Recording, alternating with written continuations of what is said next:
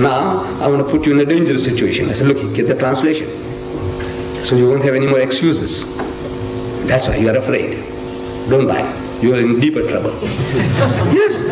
Now you want to read. Allah is telling you this. Say, man. And if you don't heed the warning, double trouble.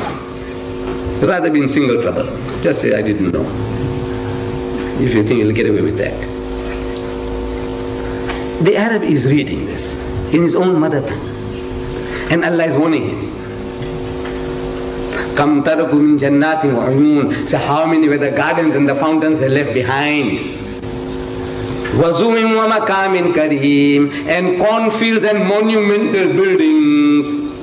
Wa ni'matin kanu fiha fakihin. And wealth and the amenities of life in which they took so much delight. Kathalika. أورثناها قوما آخرين. Thus other people were made to inherit these things.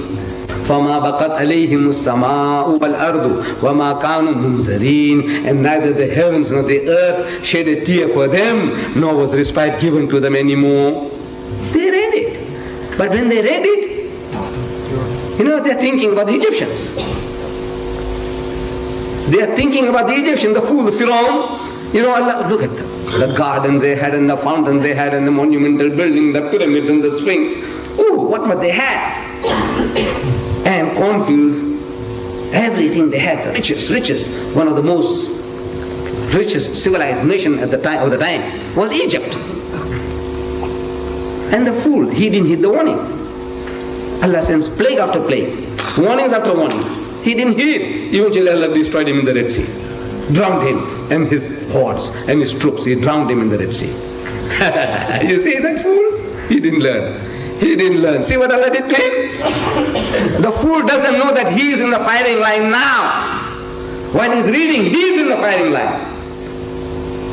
Because when you read this today, as soon as you read this, you think of Spain. Wallah. If you ever go to Spain, if you ever visit that country, you see that the Alhambra, the Cordova, all these beautiful cities that the Muslims left behind, beautiful buildings, and fountains in disuse. That's the only thing that there is that one can see in Spain. Besides the bullfights, if you're interested in bullfights, that they can show bullfights. And the women, when they do the dancing, they have something on the fingers called castanets. They make when they. Besides that, there's nothing in Spain except the buildings that our forefathers left. That's all that there is to see. But for 800 years, Allah gave them a mighty long inning to do the job. No, they won't do the job. You know why? Because proud, arrogant. So these Spanish people, pig eaters, what can they understand about Islam?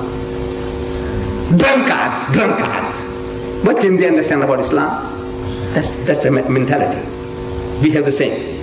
You see, when I'm talking about something, think whether we are in the same sickness we have, the sickness that they have. These colored people, what can they understand about Islam? Huh? The amount of alcoholics in South Africa. Their alcoholic rate is 5 times that as of any other race in the country. Can they understand anything about Islam? At the slightest pretext, they're ready to bash you. On one of my trips, I was in Elsie's River. I think Brother Muhammad, he had his supermarket there, and we just got the message that the power failed. So he wanted some cranking machines to work the tills. So he said, come on, let's go. So we went. So he was giving the cranking machines, to work the till because the power was not working. So I'm standing there looking, and I see an African there, and somehow seemed to be quite an intelligent African.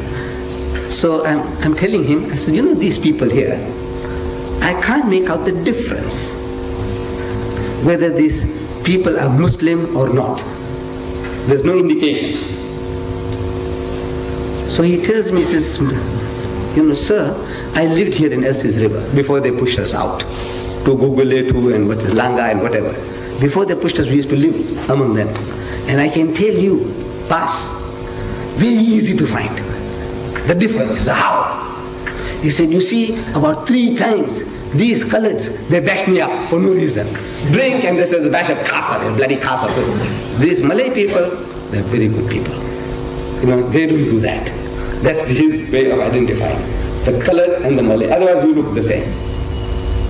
Am I right? Look, in your looks, there is no difference. Wallah, there is no difference. In your surname, there is no difference. In your language, there is no difference.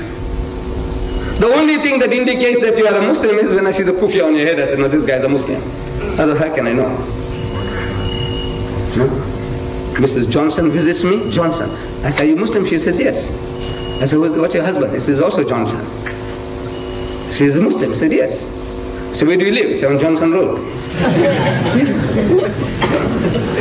No, really, there's no... So my husband is a journalist. Johnson. I have to ask again and again, Muslim? Your husband Muslim? No indication. Mr. Hendricks. What's Hendricks?